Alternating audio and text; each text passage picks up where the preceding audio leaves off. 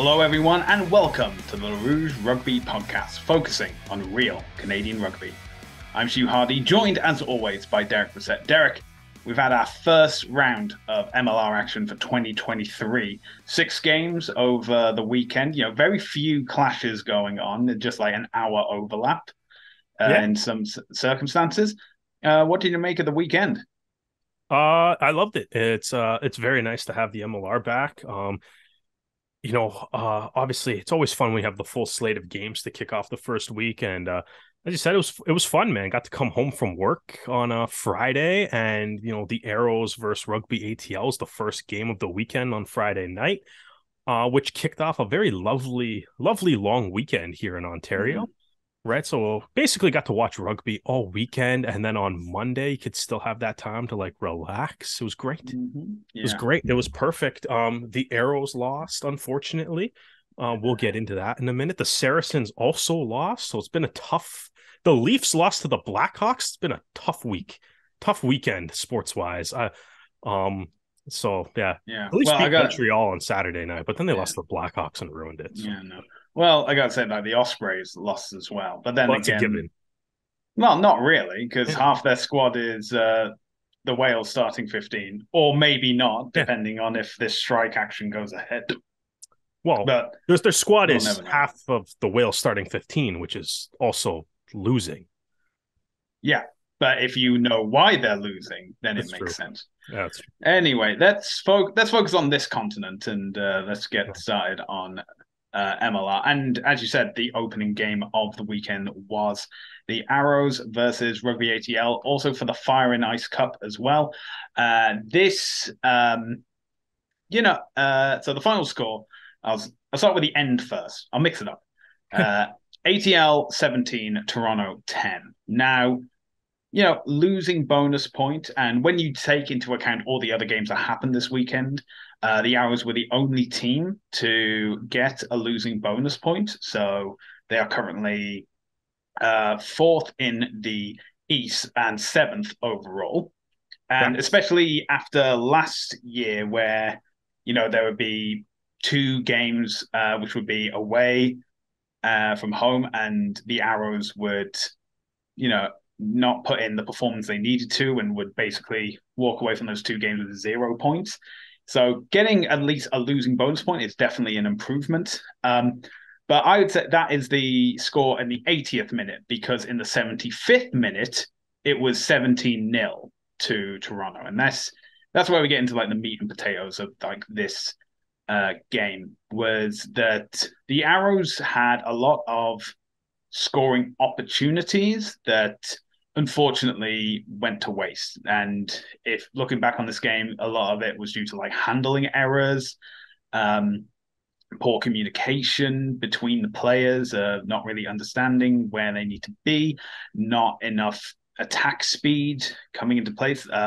Slow ball a lot of the time from the ruck. And to be honest, credit where it's due. This isn't just Toronto not living up to their reputation. It's also Atlanta, who have an incredible defense.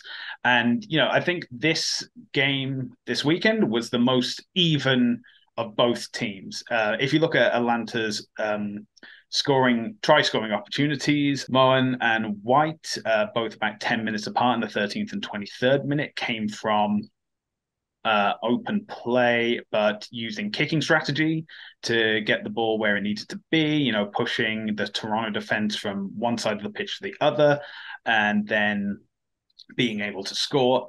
The try that sealed it for Atlanta, Biddle's try, was from the line out, opening up the defense there. Biddle just running through, missed tackles, allowing him to go over to basically put it beyond reach.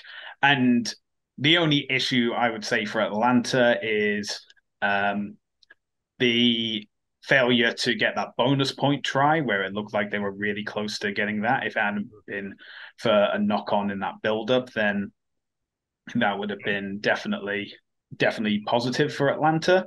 Also, their kicking. Coleman had 2 conversion attempts and 1 penalty, and was only able to score 1 conversion. Van Schalwick also had the conversion attempt for Biddle, and he missed that as well. But yeah, Atlanta were able to turn it on, but they'll probably be kicking themselves that they didn't get 5 points from that game. But yeah, there was a lot of failings from both teams. I think the conditions, it was very windy, it was pretty cold as well.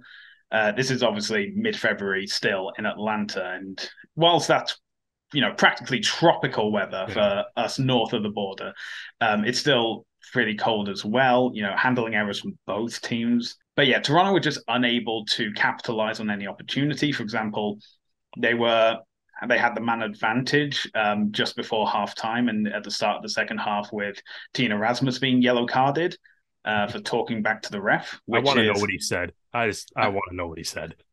We I need. want to know what he said, but that's a message for the kids. Whatever the ref says goes, and your opinions are your own, so keep them to yourselves. Otherwise, you'd be taking a nice spot on the bench for at least 10 minutes. But yeah, as in the inability to convert that man advantage into Yeah. points is a critical error on their half. And ultimately, the now we were able to get the injury list just prior to kickoff. I think on the day it was like a few hours before kickoff even. Yeah. And there's some notable answers like Mitch Eady was injured. Noel Reed. Yeah, Mitch Noel Reed Eady, as Noel well. Reed, Will Grant. Yeah, And I you just know, have this pulled up. yeah, Ramon A. Arza, yeah, and these are the which is international players. interesting. I was going to say, yeah, which is interesting because three of those guys are international slots, and the Arrows used all eight of their international slots in this game Yeah, because that's correct. because they don't So, have an extra one that they can use. oh, we'll get to that later.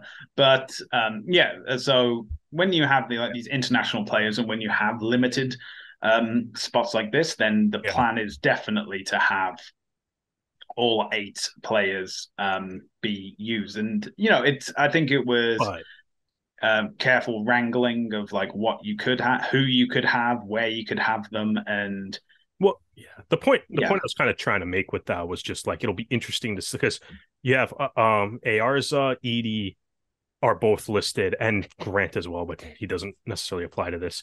But Ayarza and Edie are both listed as day to day with Reed as week to week. So if those guys are coming back, yeah, then like there's some lineup decisions to be made if they're ready to go, right? yeah, obviously, and we have mentioned previously that when the Arrows were looking for players for this season, they did manage to locate a few who, whilst being Yeah, raised internationally, do have Canadian heritage and therefore are classified as domestic players. yeah, And so you can yeah. obviously play around with that again. But again, it is like making the most of the situation you're currently in. It may even be as we're approaching the transfer deadline, which is halfway through the season, that other Yeah. teams who are in a bit of a bind may be able to trade with some of their foreign player slots to open up the availability, and maybe the Arrows can capitalize on that. Yeah. We've yet to see, but Well, um, unfortunately, too, Ben and Nick Ben and Gene Simonton looked like they they both needed to be helped or they walked off of the field on their own, but they left the game with an injury. So yeah, I think see, we have to wait for that update still. yeah, I think Ben looked like he Ben basically was hit his playing. Ben was shoulder. playing really. Yeah, it was his shoulder. Ben was playing really well too. Yeah, He was that's playing the well. thing. So was Uh, Simonton. I liked Simonton in the game too. Yeah, and I think someone pointed out on Twitter is that saying that the Arrows look like a team that have been, training indoors for the last 6 weeks.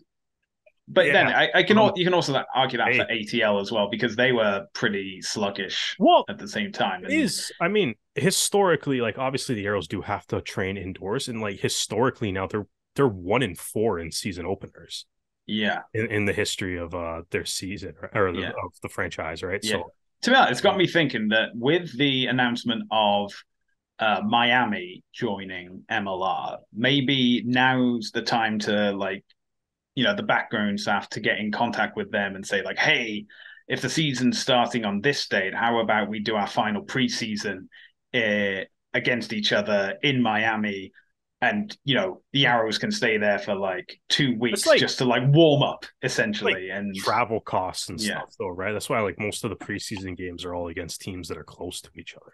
I get that, but at the same time, I think obviously it being in like a warmer climate can and getting you outdoors instead of being in a Go to you know Langford. yeah, they have the bubble as well. That's what I mean, as in the whole any use of the bubble, just it's again making the Play most outside. of the climate BC's that you playing can rugby use. right now, What? outdoors. BC's playing rugby right now, like outdoors. You can go play in BC pretty much year round. That's why Yeah, Canada's yeah. out That's why they say like the arrows can like strengthen their even rugby Canada roots and ties and just do a training camp over in Langford and there. Yeah. I mean, here it's we go. probably a slight overthinking of like they're out training inside or outside. Because I mean, imagine they're not the only team that has to train inside in the winter, right? So That is true, but it they're does not seem the only though, team that has to do it. yeah, it seems like the northern teams have had a bit of a more difficult time. Then again, I say that the next uh, game, the Free Jacks also uh, stormed all over NOLA, so yeah, that I was puts gonna say a we're playing in New York next yeah, week too. Like it's yeah. fine. You can play rugby in the cold. You can. I will say as well is that I think that one of the things that became very clear. So I mentioned before of how Mohan and White's tries for Atlanta came from like open play and capitalizing on basically using the space that's available with like kicks ahead.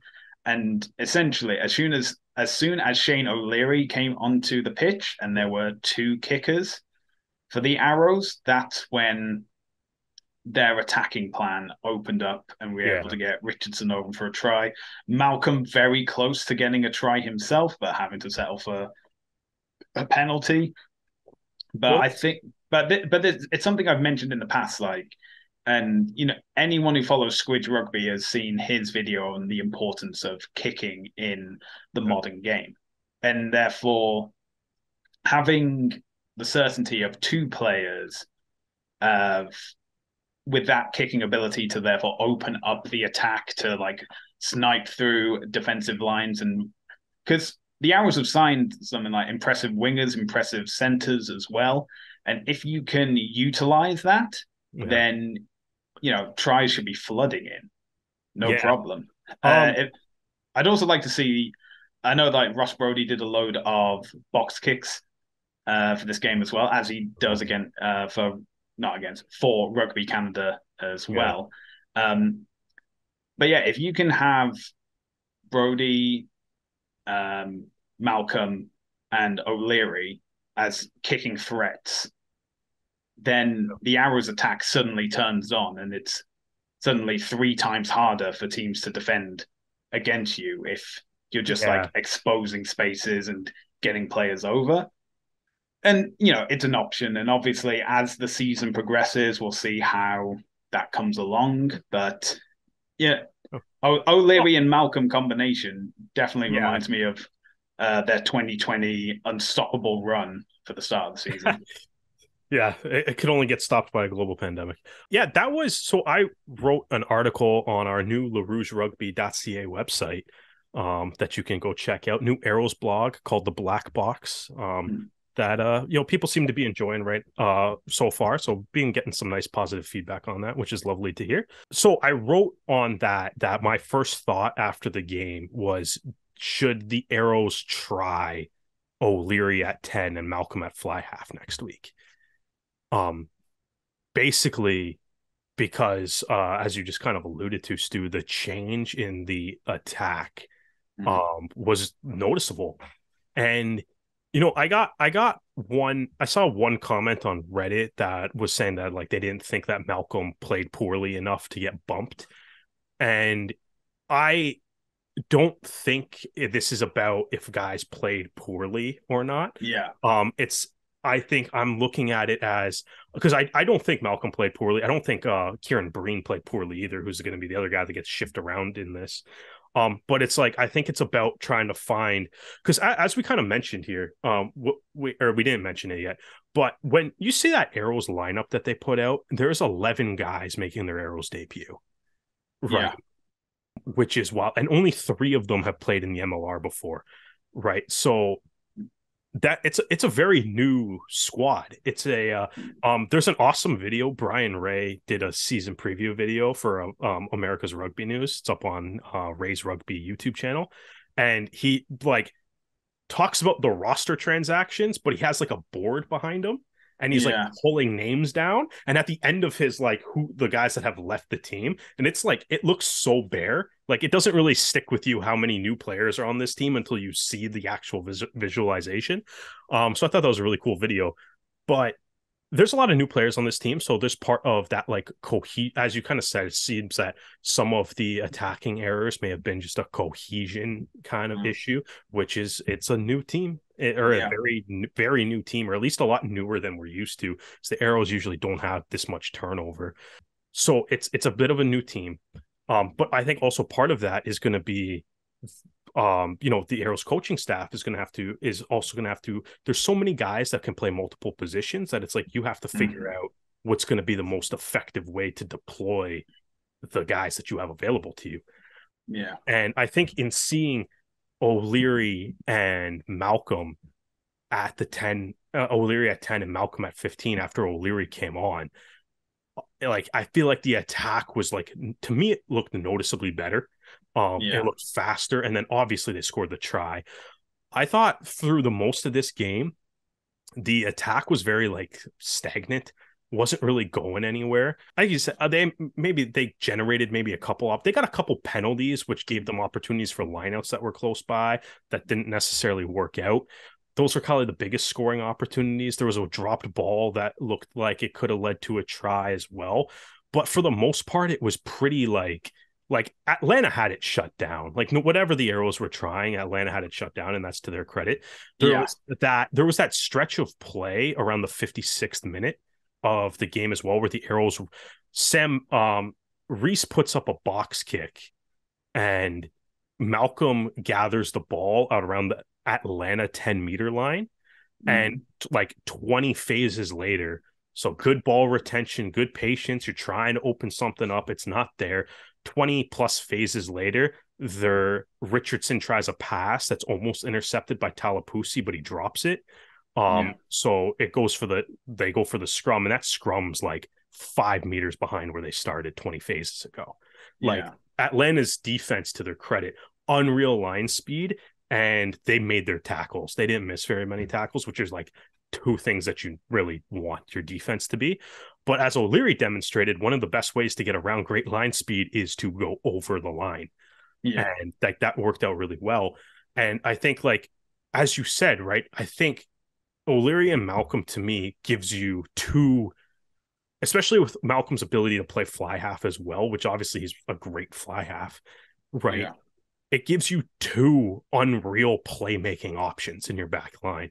So you can do things like the try scoring play, right? Which, if you look at the way like Atlanta's D is set up, right, they kind of got most of their guys up near the line, and they got Talapusi back.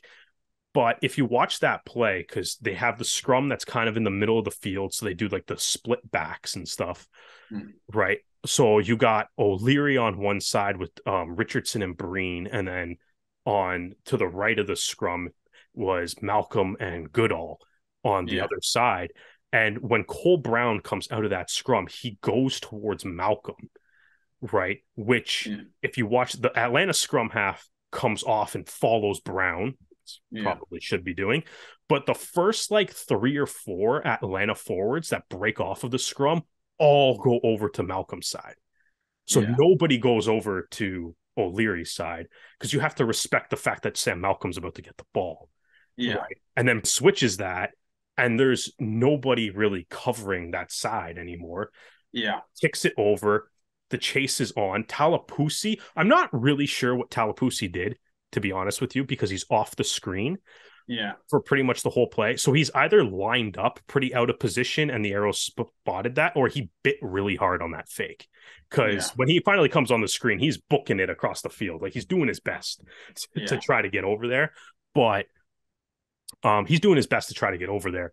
But it's way too late. And like, this is already, the only question is if Breen was going to gather the ball. That was the only question on this try. So it's an unreal play, and they kept kind of doing that by having O'Leary and Malcolm with those two attacking options. Yeah. And I don't know. I would like to, like, we saw it for, as you mentioned, so they didn't score a point until the 76th minute of this game. Yeah. Right. And then came away with a bonus point, fortunately. Yeah. But the attack in the final 10 minutes when O'Leary came on was a lot more dynamic. There was a lot more options, and Atlanta was having a much harder time defending it because for the most of the game, like, Atlanta's defense lived up to the billing their defense is. Yeah. And they shut down the Arrows attack completely. So I mean, I think I would, I don't know. Would you try? Oh, I think I would try O'Leary 10, Malcolm 15 for at least try it for a game. Yeah. Like, I think early in the season's the time to do that. Yeah. And also you have to consider who you're playing against. So New York, defending champions at home. And they said last season that when they were at Hoboken, because their field was so narrow, they couldn't utilize their attack. That's how they were so devastating when they were on away games, because other New York teams had. Yeah, that's going to change this year, though. Yeah, exactly. So now they're at and they've done a lot of player retention, whether that's players sticking around for another year or moving into coaching roles. So you have to think that, they're going to still be doing the same thing again. Ed Fidau, he's going to be lining up. He wants to get that top try scorer again for a second year in a row. And if you have two kicking options in O'Leary and Malcolm, because New York's ball is about playing it wide and getting it out. If you can turn that around and make that a negative against them, and then if it's a case of, say, Malcolm's at fullback, O'Leary's at fly half. Malcolm still does all the kicking and stuff, and then you say, like, okay, Breen will come in for O'Leary, and Malcolm switches to 10. Breen comes in. O'Leary did like the kicking for territory off penalties, and then Malcolm kicked the kick at goal penalty. So they were sharing that duty too. Exactly, and but it reminds me of 2020 again, when Taylor Adams was fly off and Malcolm was fullback. Because outside of MLR, Malcolm has primarily played at fullback in his career in New Zealand, and he obviously has the kicking duties as well, and he can switch between 10 and 15, and has proven last year, if he needs be, can drop in at scrum half as well. So, I mean, that's the man of many talents is that Sam Malcolm. But that's what I mean, though. It's like looking at this team, you have a couple options. Like a guy like Goodall can play center too. He was on the wing for this game. Nice numberless jersey for his debut, right? So he can play Nick Ben. Hopefully he's going to be able to be recovered soon. But that's another guy that can play center, can play wing. You have. There's players on the team. Connor Breen played fullback and wing in this game as well. There's guys in the backs that can play multiple positions, right? So there might be a little bit, as we said, with all the new players that are there, it might be worth a little experimentation, right? Yeah. I mean, ideally, you want to have a center that's as fast as a winger and a winger that's as strong as a center. And then you can just move those guys around wherever you want. The result is so positive. Yeah, exactly. You want to clone Jonah Lomu and let them run wild. Yeah, so I don't know. I thought that I mean, I think it's worth exploring. I mean, the rest of the backs, I mean, I thought Tassie had some nice carries. His it seems like he's going to be a hard running style, like we said, though. Another guy that I feel like joined the team really really recently, so maybe a little bit of got to work on the I don't necessarily want to say the chemistry. Got to work on that. I think. What did you think of the I formation? That was fun. That was unique. Fun. It didn't work. But it was fun. Yeah. Well, like you said, it's the first game of the season, and you got to see how it works. But I think have you ever seen that before? I don't think I have. It's one of the things of this is new and yet familiar all at the same time. Well, it's because I think the commentary crew immediately called it like the I formation, Mm. because it's like it does resemble the, like in football, there's a thing called the I formation, which is you have a fullback and a running back standing directly behind the quarterback. Yeah. Um, right. So I like that's the only thing that I could kind of think of what it looked like. Which I guess is why we're all calling it the I formation. Cause it's not like the Yeah. arrows like came out and be like, this is what we call it. But I feel like that's maybe the familiarity for it. It's just like I've seen this in football. Like I kind of like I feel like I know sort of what this is. It's kind of unfortunate that it didn't really work out, because I'm like I would be curious to see if they try that again. They Yeah. did after they used it the one time, they didn't use it again for the rest of the game. So I'm curious to see how often that comes out, or if we're going to see anything else that's kind of unique. So I mean, I think that's interesting, but I mean, I wouldn't mind seeing it again. It's if you Yeah. probably can't tell if it's going to work on one play attempt. That play ended on a knock on too, I believe. I don't think it was just Yeah. an Atlanta turnover. I guess it didn't really work. Speaking of the forward pack, O'Donnell, Symington, Salmon. We got all these. Well, Salmon is obviously known to the Arrows faithful, but O'Donnell, Symington, Foley, international front row. Flesh, being the utility forward that he is, Yeah. coming in as lock against Torrance Reed. The back row of Larson, Rumble, and Thomas. Rumble obviously doing really well because he was featured in the MLR 15 of the Yeah, week. this is the best player in the league. Like I'm still not coming down off of this No, statement. Yeah, yeah, no. Well, I mean, clearly he's yeah, if he's picked that's up by as the best seven in all of MLR across the weekend, then you know yeah. you're not wrong. Also, Jack McRogers, Alani Faleva, Tyler Rowland coming in as the uh, second front row. Mm-hmm. Faleva, obviously, Monster. popular with the Arrows fans that it is, but making a big impact off the Start bench as him well. too. I will like that was the other guy watching this game. I'm like, start him next week. I So think yeah, I think he has mainly been utilized as a he has, like power hasn't he? finisher. Yeah, he So has, hasn't he? But yeah, he's but great. yeah, he has started games last year as well, so obviously carry over. As you mentioned, Shane O'Leary, Cole Brown as well stepping in as a scrum half. Wadden and Shepherd then coming on for Flesh and Torrance Reed.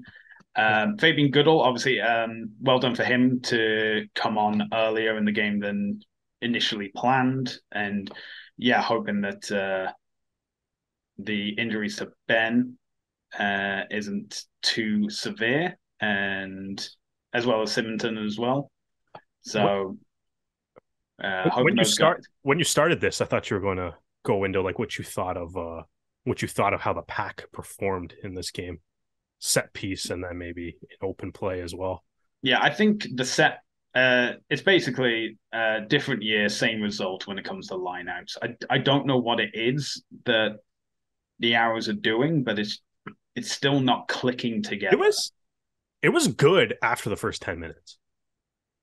Yeah, but the Like fact that that's the the counter. fact there were three lineouts in the first 10 minutes as well, but Yeah. The first obviously, yeah, I think the pack, or at least the set piece, I think got off to a really rough start in this game. yeah, So I mean, yeah, Flesh got the first line out, and then they lost the next three. yeah, With that was Momsen had a steal.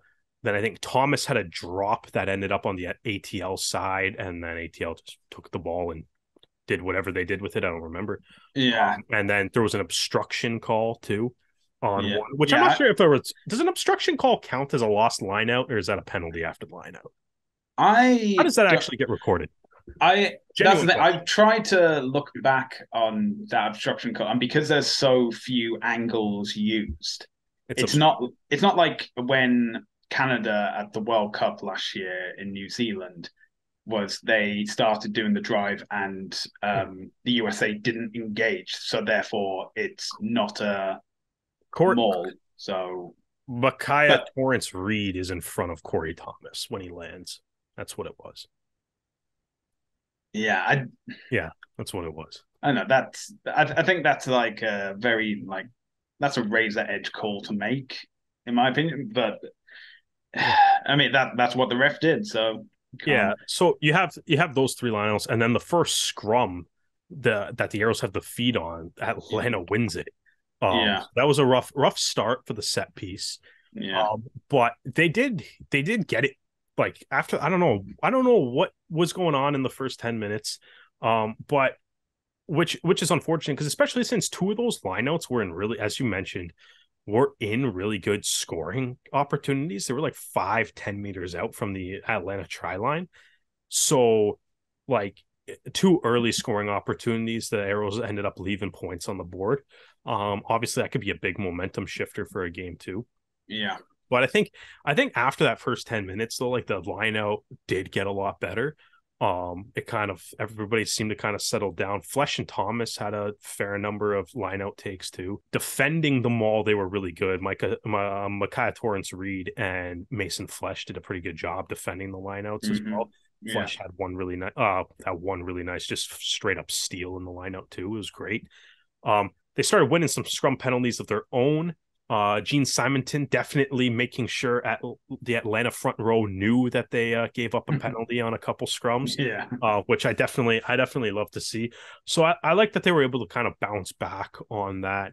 Um, I still think, despite I feel like almost like despite the changes and stuff that still come in, the back row is still one of the best parts of the team. And even with the changes in that personnel that came in, like Travis Larson, Lucas Rumball, and Corey Thomas were all great, making tackles, hitting rucks. Rumball with the MLR season doesn't officially start until Rumball has a breakdown steal, right? So it was nice to see him get back to that. Torrance Reed also had a handful of like really great tackles and stuff too. There's definitely there's obviously like mistakes made in this game, and like the attack not really being able to generate much for the first 70 minutes of the game is a concern. yeah, um doesn't bode well for Dan's prediction of the Arrows being the highest scoring team in the league from last week. no, Not off to the best start. um no, I think it's like looking at it and stuff, there's definitely things to be like a little concerned about. yeah, Like I said, it's like I think the set piece got a lot better as the game went on. I would hmm still rather not turn the ball over 5 meters up from the try line early in the game, but it did get better. The handling errors and stuff like that, I think is things that can all be fixed. I do think there might be, but I think O'Leary at 10, Malcolm 15 could lead to a more dynamic looking attack, yeah, which will probably be needed against New York, especially like I mean, they lost this week too, but we all know how yeah, dangerous New York's wingers and stuff can be, right? And if they're going to play that kind of kicking style game, hmm yeah, um, that's what it's going to be. Also, you got to go shout out to the other side in this game as well. Rugby ATL had Canadians Jack Shaw and Seth Purdy making their MLR debuts in this game.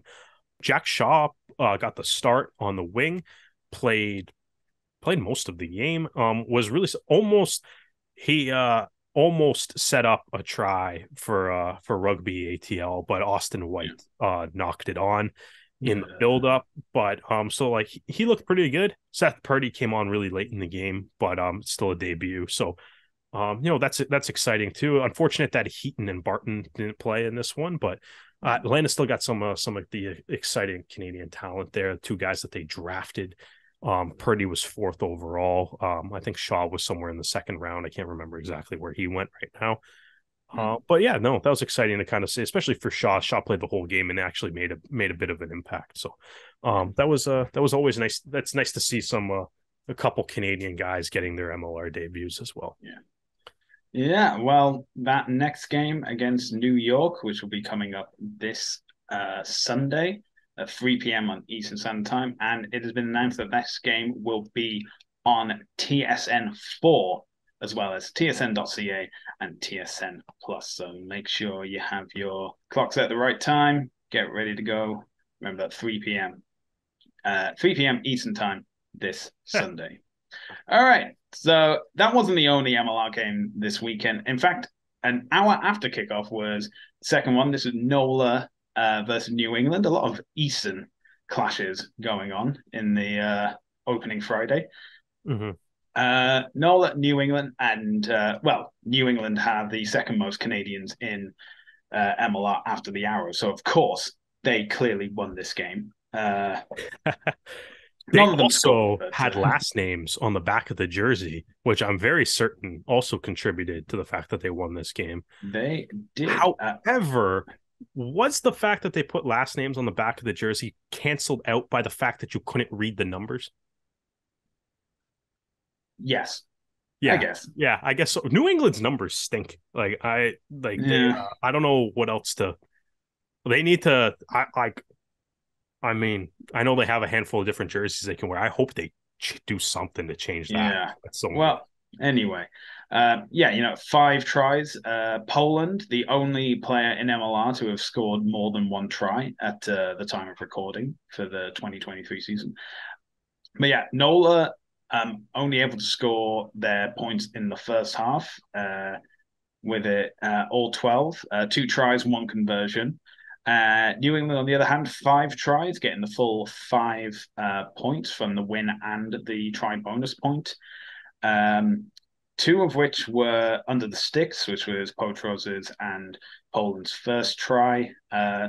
2 conversions for Potros, for San Erives and Wilson's try, and then John Poland getting his second try in the second half, with only 1 penalty out of 2 opportunities scored. So still 5 points missed off the board for New England. So not a perfect game, but same with Atlanta. Just got to get that kicking under control. Then again, if you score between the sticks, you don't have to worry about the kick. So make do with what you can. Yeah, a bit disappointing that with all those all those former Arrows, all those Canadians, unable to get points. Of course, Ben Lesage is listed as injured. Spencer Jones played for the entire duration of the Phenomenal game. hair now. Yeah, Phenomenal hair now. Just that's New England as a team too. Just phenomenal hair across the board there. Yeah. See, this is what Nola needs to do. You've only got Eric Howard and you only gave him 20 minutes. You got to get more Canadians. You got to get them playing the entire 80 minutes, and then you're going to win games. And you're going to at least get match points. I think that's a fair scientific deduction that is available for everyone. Anyway, moving on to the Saturday games now, and we have the debut of. We got to go to New England too. Big thing there. Cole Keith back at tight head. It's big. Oh yes, of course. Cole Keith back at tight head. Yeah. Cole Keith get back at tight head. Seeing it's going to be interesting to see if that actually carries over to the Canadian national team. I hope it does. I really hope it does as well. I hope it does too. I feel like I like him better on the tight head side.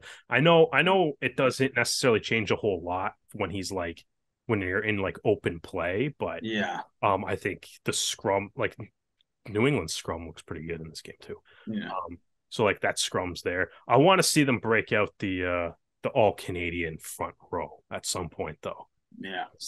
That'd be a cool thing to do. And Josh Larson had started the season too. He's also on the team of the week because he's a monster, just a monster of a human. Absolutely. Anyway, from that tangent, back to Saturday games where we have the Hounds debut. And, we've had a few teams now, I guess, which have had their debuts across the years. Obviously, the Arrows can attest to this. Sometimes you don't always win your first game. But, goodness, conceding a try that quickly, that is... that was insane. That was insane. I like the video that the MLR has up on their website. That's like, the first kickoff in Chicago Hounds history. The video's it's short enough that the try is in the video, which is a shame for Chicago Hounds history, I guess.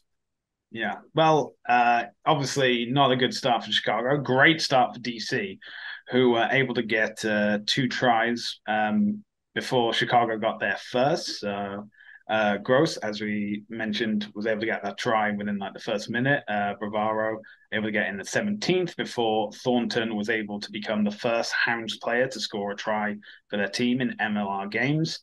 Yeah, I think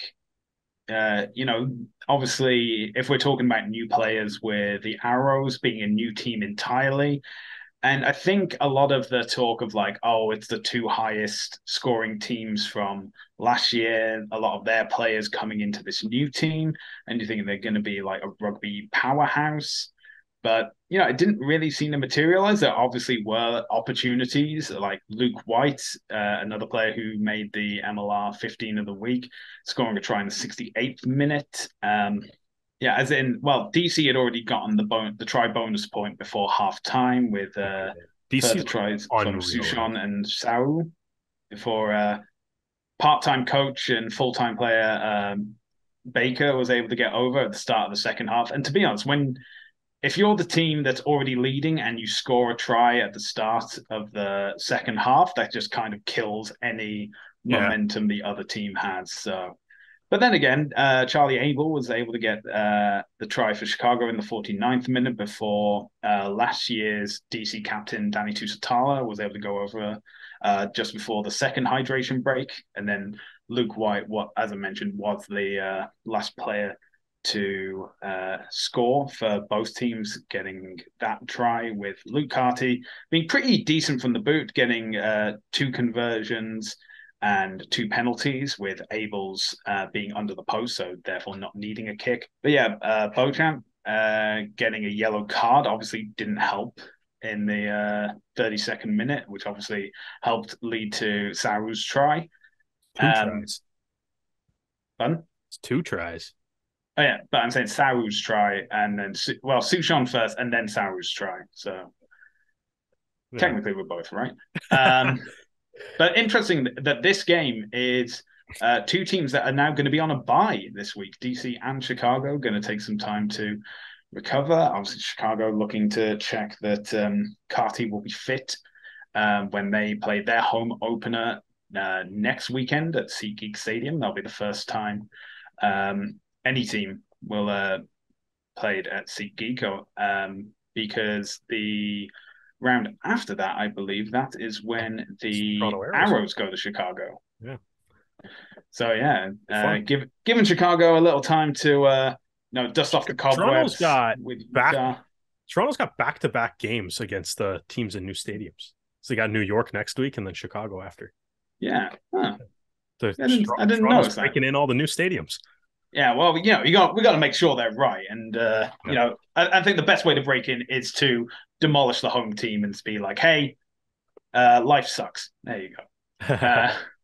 Okay, now let's talk on to literally the Cali Martinez, another player, Canadian player, MLR debut. Yeah, congratulations to Cali as well. Like I said, we're talking about the big news, the big game, and this is definitely the big game because for the first time, an MLR game has passed the 10,000 attendance mark, and it's also the first game that isn't a final or a preseason fixture at a different stadium, because San Diego at the brand new Snapdragon Stadium had a record crowd of 11,423.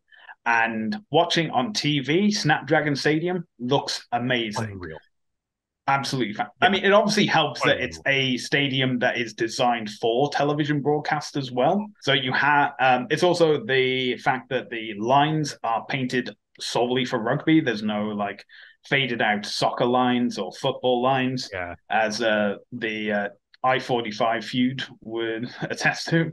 But no, it just looks so good. I mean, if you've been watching any of the American football that's been happening in San Diego at the end of last year, you already know this, but yeah, it's so good to watch. And it was only the lower bowl that was open, and you could still see that there were like seats available.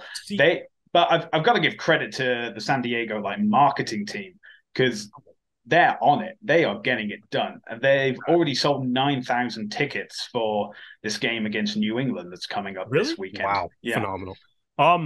Yeah, I think this is a great game to watch. Yeah. So, good for those 11,000 plus to get out, because this was a solid game. San Diego looks very scary, by the way. Mm. But like, yeah, it's probably the best looking stadium in the MLR, at least from on TV. Obviously, I haven't been there. Yeah. But like on TV, it's the best. It's easily the best looking stadium now. Also, like, really helped by the fact that there was 11,000 people though, because it looked full. But also helped by like the stadium's like helping themselves too, because it's like that upper bowl, instead of being empty seats, was like covered with like, like a San Diego Legion logo and like Hmm.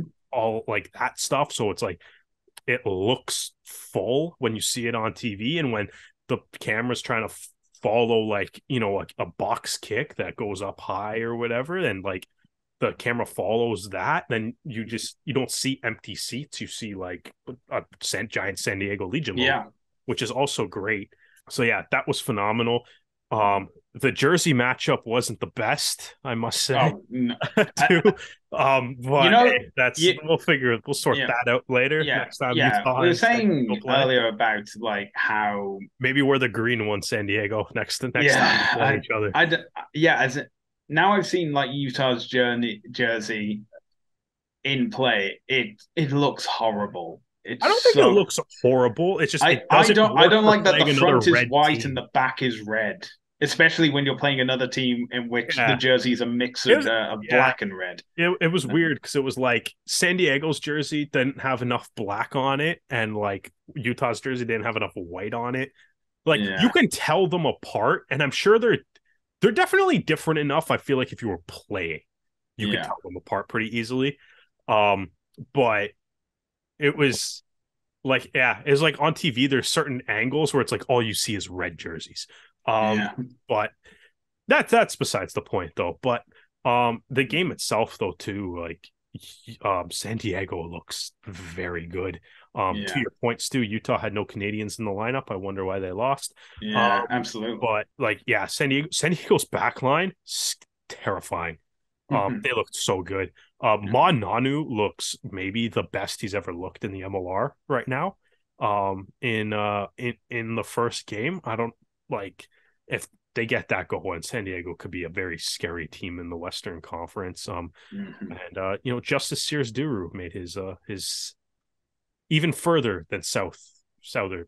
He made a San Diego Legion debut. I was trying to make a joke about Southern California, but Los Angeles is also in Southern California. It Well, didn't work that's the out thing. well. He's spent his entire MLR career on the Pacific Coast, so he's Yeah, just going down all it's those just, yeah, teams. he's just slowly going further south.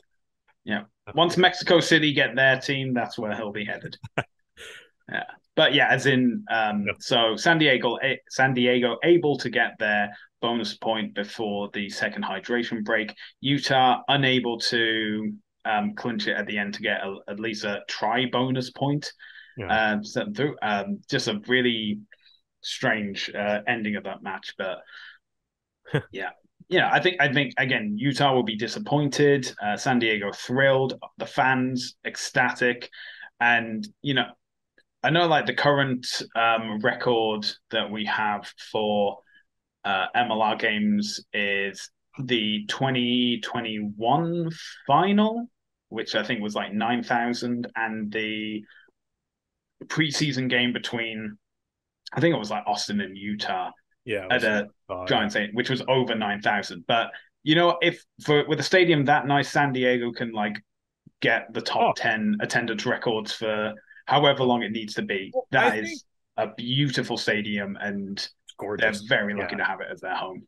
I think another part of that too, though, is like, realistically, if you look at the big five major sports in North America, San Yeah, Diego only has a baseball team. If you yeah, look at everybody's like across major league, they have a team in the National Lacrosse League as well, but that doesn't fall into the big five anyways. yeah, That's probably closer to a major league rugby team, really. But yeah, they don't have an NFL team anymore. No, they don't have an NHL team. They don't have a basketball team, right? So it's like, seems like a market that, if, as you said, the marketing team looks like they're doing a hell of a job, and that's a market that maybe if like, they can maybe put together a few wins, build some excitement around the team.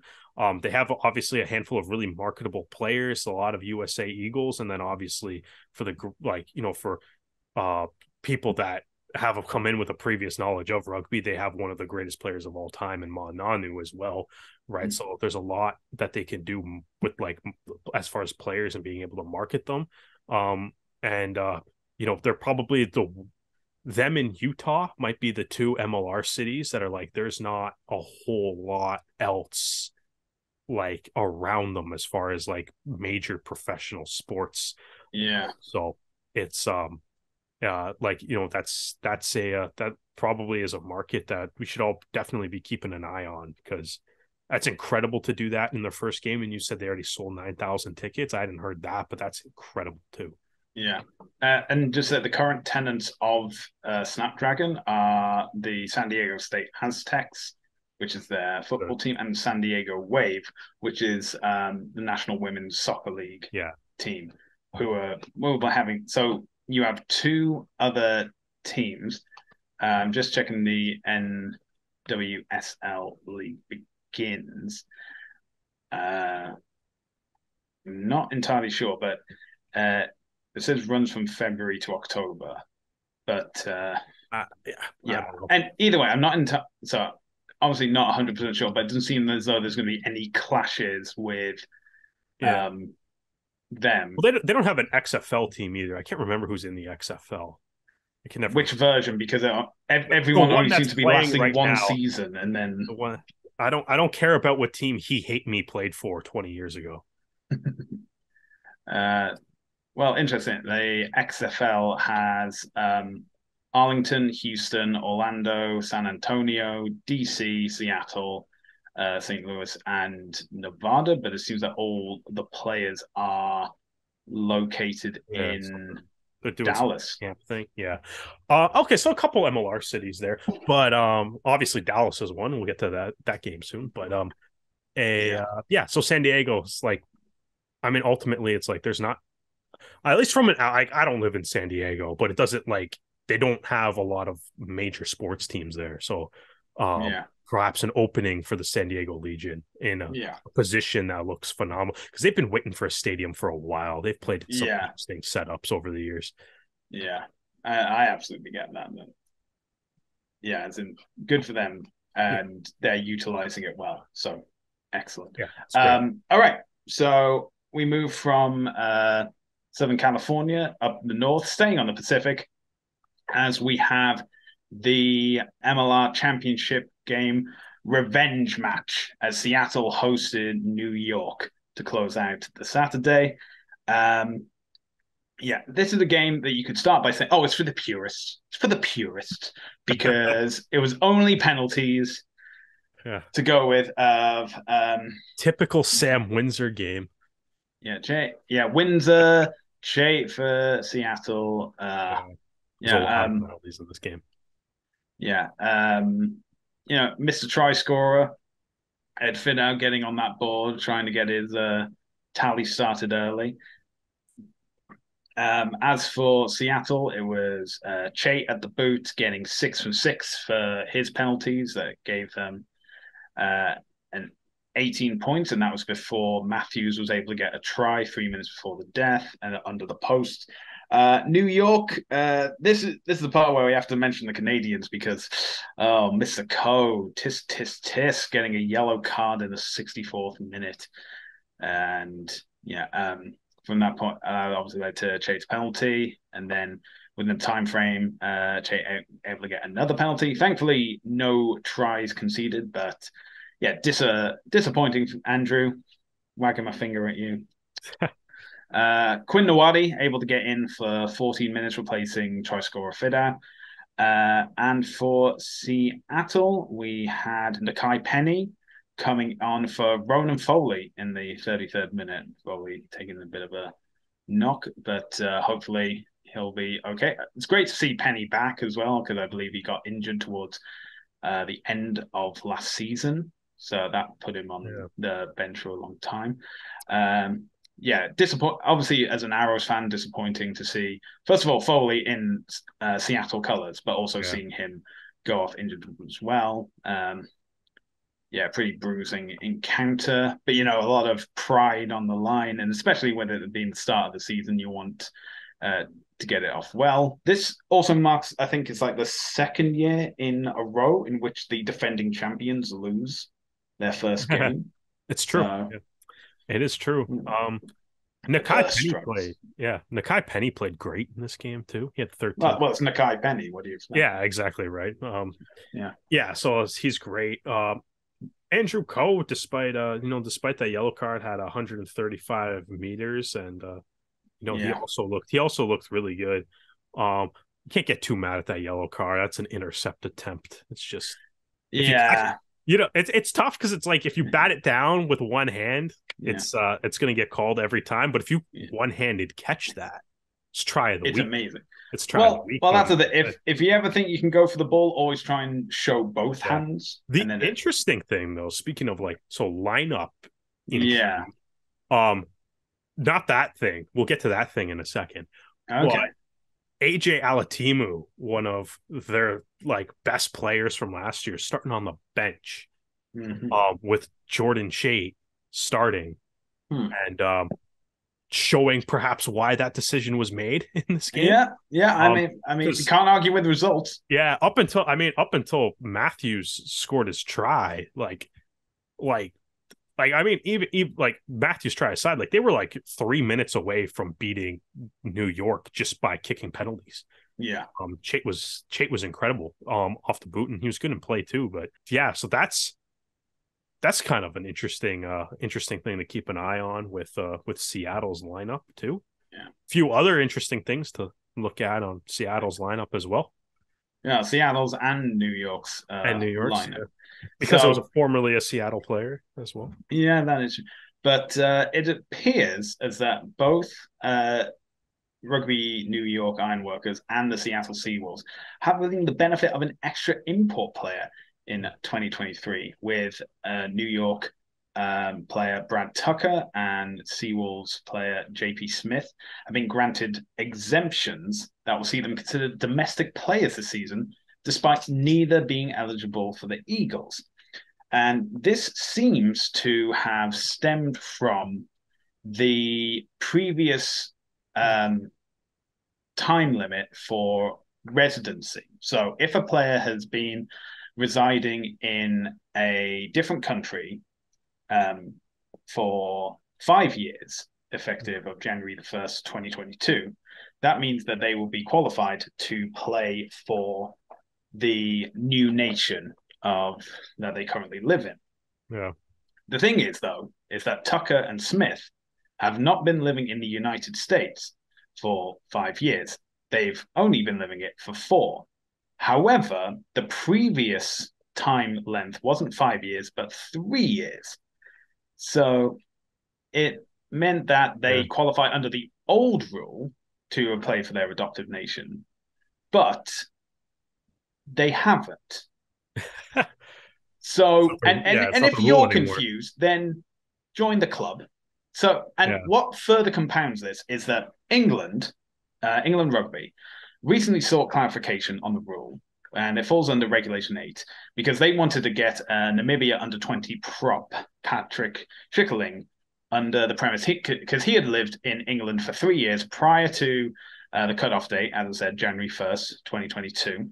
And World Rugby upheld the prior clarification from its executive committee that he needed to have played for England with that time frame because he hadn't. He now has to wait until the 5 year mark. Right. So MLR have said that they are. So as it stands, Tucker and Smith will not be eligible to represent the Eagles until December of this year. Under MLR's normal standard, they should therefore be considered imports until the 2024 season, as they were in 2022, which seems fair. The decision to grant the exemption to the two players in 2023 is more confusing as nothing has changed in terms. So You're reading that off of the I am reading America's this Rugby News from America's article. Rugby News. Yeah. Again, Brian Ray has done all the legwork on this. And if you want to read the full article, go to America's Rugby News. It's available there. It's actually part of It's their incredible. It's a ups great and article. downs. It's It's a great article. stunningly confusing. It's a great article. And um, so Brian comments, when asked to comment on why this decision had been made, despite the fact that it appears to be in direct contradiction to MLR's existing policy and had not been applied last season, which would have made more sense, right? The MLR representative offered no explanation. One does wonder how much of an impact this had on recruitment efforts for New York and Seattle during the offseason, knowing they had, in effect, an extra import slot to play with in their match day rosters. And then he continues saying, why MLR has made no effort to reveal this decision to the public is another mystery.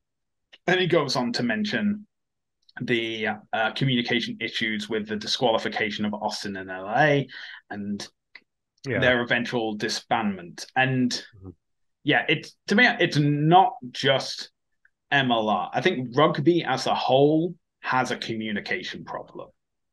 Like things, Probably. well, exactly. Even in last year, we had a high performance review of Rugby Canada, which basically summarized as Rugby Canada does not communicate with anyone. Yeah. See, that's the kind of the thing with this is I think like the ruling itself I find very perplexing and weird that they would grant two players just randomly, seemingly randomly, some like an exemption. And again, like phenomenal job from Brian Ray to report this and stuff. But it to me, it's like if every MLR team, for whatever reason, that the owners or the other coaches or GMs or whoever had to make this call if everybody in the league agrees to this, then so be it.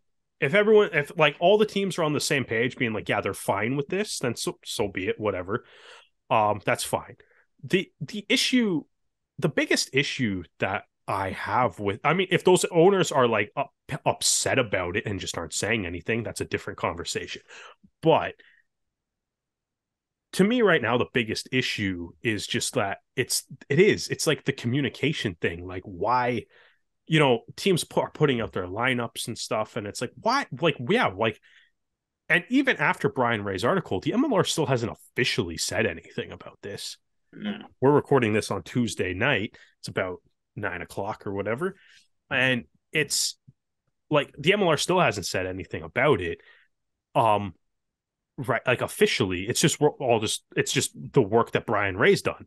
Right. Yeah. And like the thing that also like, it's really annoying to that, like they wouldn't announce that. Cause like, I feel like the MLR feels like it as a league. It's like every time it's like they'll make a lot of strides and do a lot of things that'll build up a lot of goodwill. And then they'll do something really weird. For some reason. Right. And it's like right now, it's like we were all just watching the first week. New graphics for like the lineup, some new commercials, a new theme, new intro, lots of stuff that looked really cool on like the production side of just being able to, as a person, being able to watch the game, as a fan being able to watch the game. You had like that production stuff all looked really cool. Getting like referee appointments are coming out publicly well before the game now. More stats are available. MLR has done a lot of really cool things this weekend. And like, and then they do this and it's like, it's weird. And like, I think the thing that's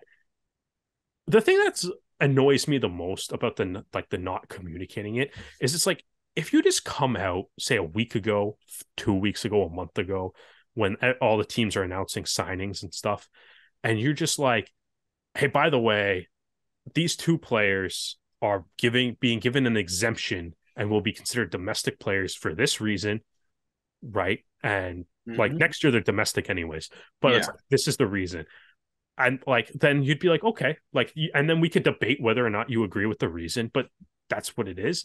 But like instead, it's like it reminds me of the time like earlier in MLR where it's like they would do things like not announce suspensions. Yeah. And then we would just be like, okay, well, this player that got a red card in the last game isn't in the lineup next week, so he's obviously suspended. Yeah. Like, why not just say he's suspended?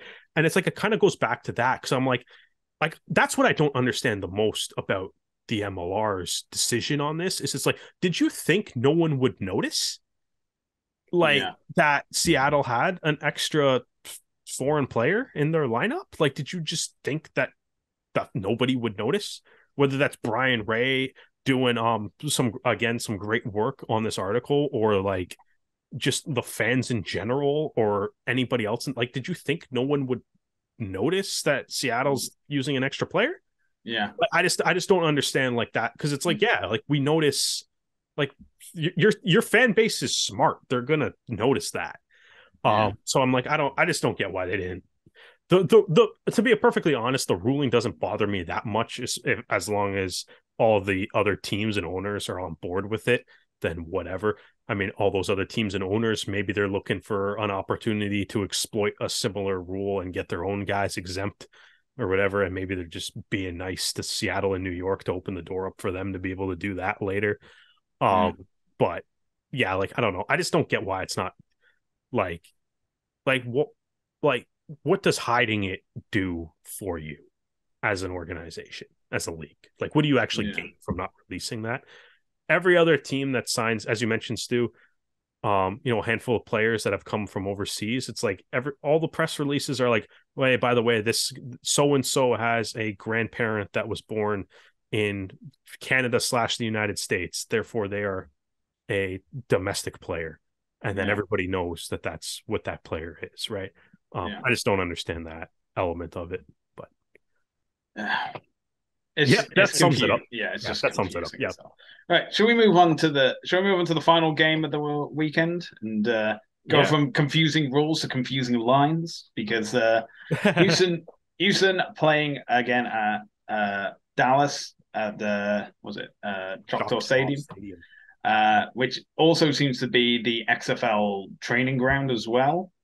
Well, Very confusing. there's a team What in I front. think the most confusing thing for me was that the halfway line was not the same halfway line as the It's XFL lines, and I'm just like, what is going on? But then because again, it's a in rugby yards instead of field is meters. significantly bigger than an American football field. Yeah, very strange. And well, me needing to get my eyes tested aside, this seemed to be another case of more of the same from Dallas as Yeah. Houston were able to run rampant. The final score 33-12. Houston, doing well with their signing, especially Gomez, getting the try in the 29th minute.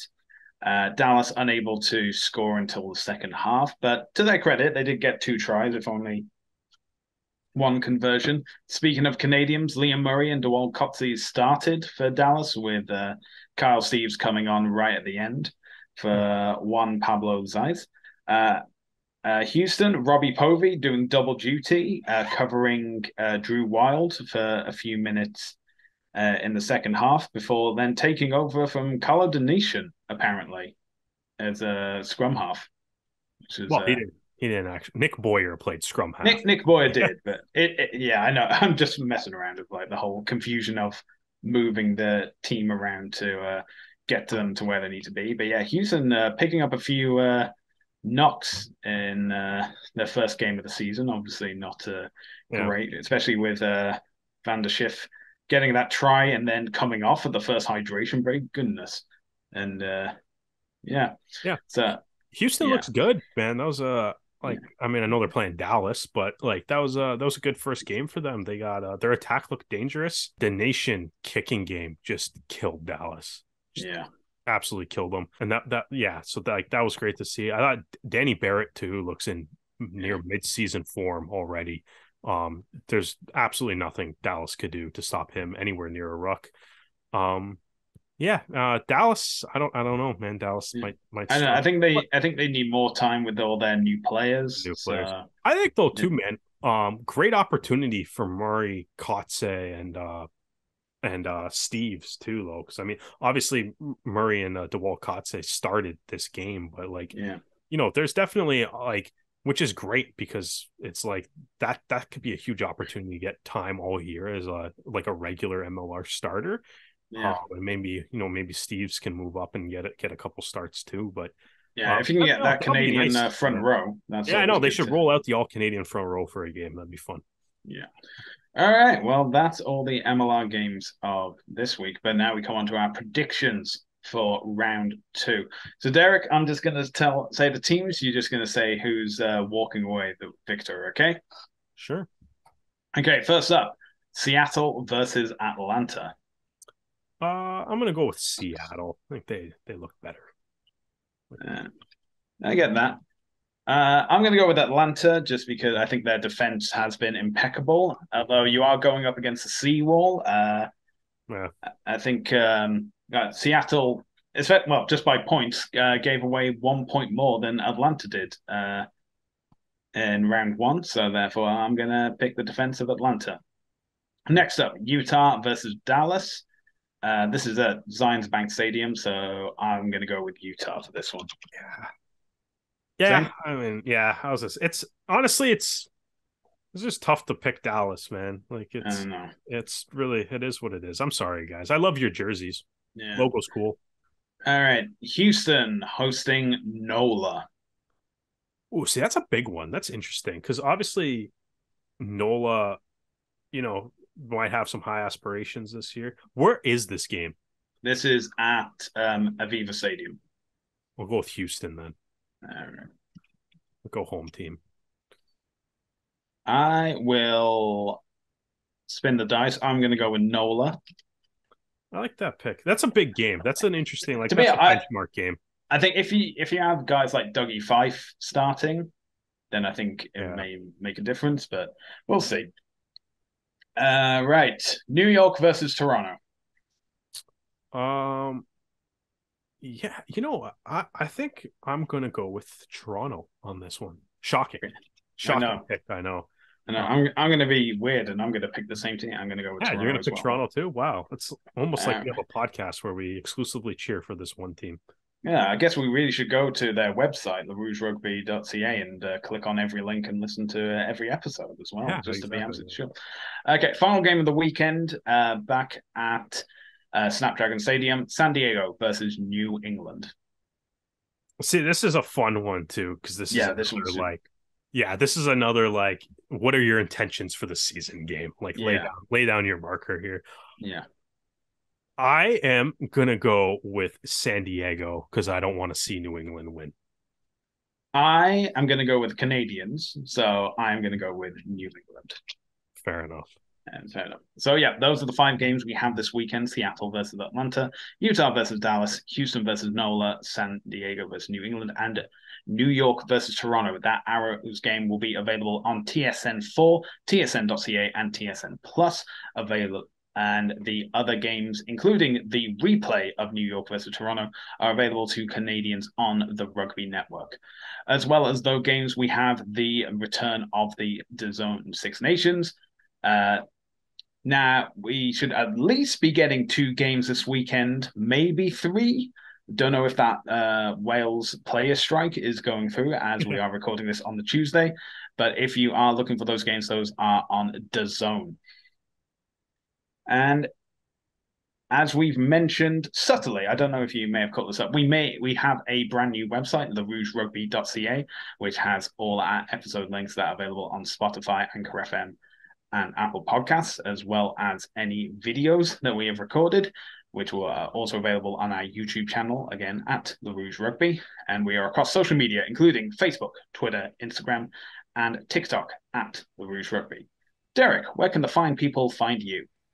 I'm at Percent the Jet across all social media networks. And it's been fun launching the website. I've been enjoying getting back into writing, hopefully to put some more articles up on that website soon. Yeah, and I'm looking forward to reading them and contributing myself. And you can find me across social media at Hardman, spelled H4RDMAN. Well, Derek, I think we're going to conclude it here for this round. Thank you so much for joining me. And thank you all for joining us for another episode of Le Rouge Rugby Podcast, where we focus on real Canadian rugby. We hope you can join us again next time.